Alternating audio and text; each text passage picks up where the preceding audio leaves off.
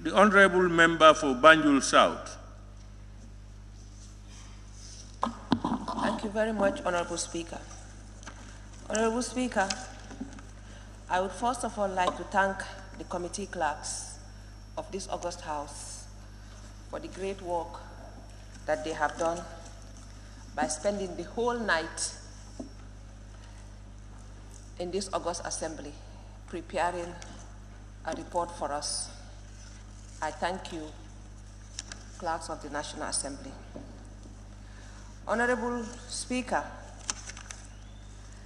I think looking at the Honorable Minister's statement and looking at the budget, I think that our government does not love this country. They do not have the feeling to nurture our children in this country. Honorable Speaker, $6 billion in salaries alone, not in administrative cost. Honorable Speaker, and we say we are a poor country. Honorable Speaker, the median age in this country is 19 years old.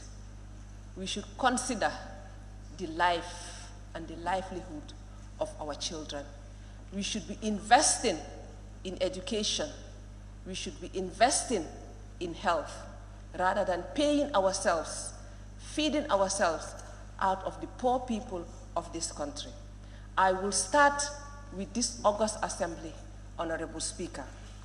Honorable Speaker, to see the salary of the Honorable Speaker increased from 658 million to 658,000 to 1,560,000, I feel ashamed to call myself an honorable member, Honorable Speaker. I gave myself for service. I did not give myself for the poor people to feed me and my family, Honorable Speaker. When I saw this, I felt embarrassed. I did not want to come to this budget session because I said to myself, there is no need, because we are just sharing the cake in our pockets, going home, feeding ourselves. Not only that, but to see the responsibility allowance, the residential allowance, the roving allowance, and all those for the representatives of the people. It is embarrassing for me to go back to my poor constituency and tell them that the meager resources of this country, I am paid that much at your expense. I took an oath, Honorable Speaker, to serve and to give back to my society, not to enrich myself. And even if I go to the Constitution, Honorable Speaker, it says that we shouldn't deliberately enrich ourselves. And increasing our salaries is deliberately enriching ourselves. And that is an embarrassment. I think as a National Assembly, we should not accept any salary increment. It was in this August Assembly that we sat and discussed the salaries of the ministers and denied them, even though they went behind our backs and increased it. That is their problem. We offered ourselves for service, Honorable Speaker. We were not appointed. We were elected, and we offered ourselves, Honorable Speaker. And I think we should think of our people when we do the budget. I'm not allowing you to observe me. I don't have that time. When you are on your own feet, observe yourself, please. Thank you. Honorable Speaker, when we go to the office of the President, Honorable Speaker, I have seen new units, ICT units, being established at the office of the President. The office of the President has, I think, whatever they call it, the person that does her public speech or whatever, that lady.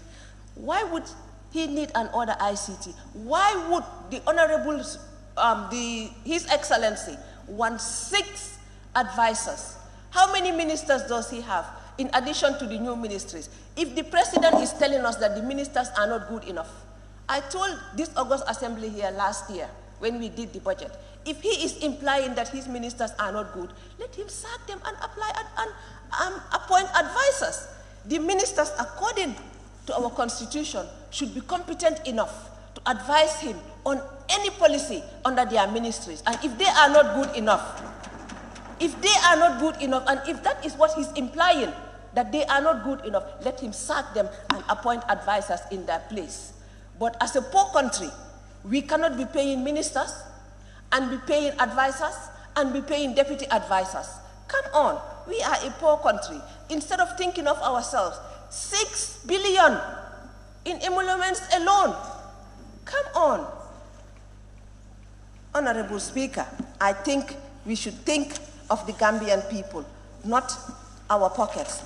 We say that when you are a politician, your skin starts shining, and I'm starting to believe it. Once you are appointed a minister, before 2 months, you marry a second wife. You start buying homes abroad. Come on, at the expense of who? At the expense of the poor Gambian? No way, Mr. Speaker. I am ashamed to call myself a National Assembly member. To be honest, I did not want to contest again. The only reason I contested was to show them that I can come back to this August Assembly. And I did against all odds, Mr. Speaker. If they want, they can die seeing me at the Assembly, but I will come and I will speak my mind and I will go home and I will eat my lamb. That is who I am, Mr. Speaker. Mr. Speaker, I looked at the Ministry of Justice's budget. Mr. Speaker, we had TRRC. Mr. Speaker, we don't have the commission anymore, but we have the recommendations of the TRRC. Mr. Speaker, is the President not willing to act on the recommendations of the TRRC? Sometimes I wonder if he is, because to be honest, I'm not against anybody, but we've suffered for 22 years. And after 22 years, 2016, we thought we were embarking on change. And the Honorable President imposed certain people on us, and I think that was deliberate so that we will not implement the recommendations of the TRRC. Mr. Speaker, if you look at 2021, the TRRC, 46 million. 2022, 0. 2023, 0. So that is a direct indication that he does not want to put anything on that. Yes, the commission is no more. But the recommendations, how are we going to do implementation if nothing is allocated for it? Mr. Minister, take note of that, please. We did not suffer for 22 years in vain. I personally lost my dad under a dictatorship of the previous regime. I'm not saying do whatever, but I'm saying let us work on the recommendations. Let us act on them.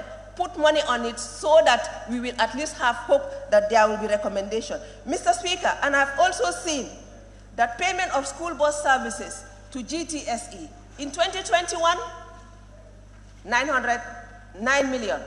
2022, 10 million. 2023, 0. So the little support that they were giving to our children to use the school buses, they have taken. What have they done with it? Is that what they are using to add to their salaries? I am asking. Let us give to our children. Our children need support. We have seen 70+ children die. What have they done? Is it reflected in the budget to make sure that that has stopped, that will not happen? Because I've heard here the reason was because we did not have labs to do the test. Mr. Speaker, has that been picked in the budget? We did not come here, we did not fight to win our elections, to come here and eat and take the little resources, take it home and put it in our pockets. No, that is not me. And I know it is not my colleagues as well. I trust you all, honorable colleagues, to make sure that there is no increment. Let us start from home. Let us start from home. Let us not increase the salaries of the leadership in this assembly. When I looked at the budget, I was like, wow. The speaker, the deputy speaker, the majority leader, the minority leader, they have taken care of themselves. But have they thought about our children at home? Our schools? No way. There's a school in my constituency that is at risk of being closed, moved to another school. Have they thought about that? No way, but I have. Thank you very much, Honorable Speaker. And for that, honorable colleagues, let us not increase anybody's salary. Let us redirect those resources back to our communities. Thank you.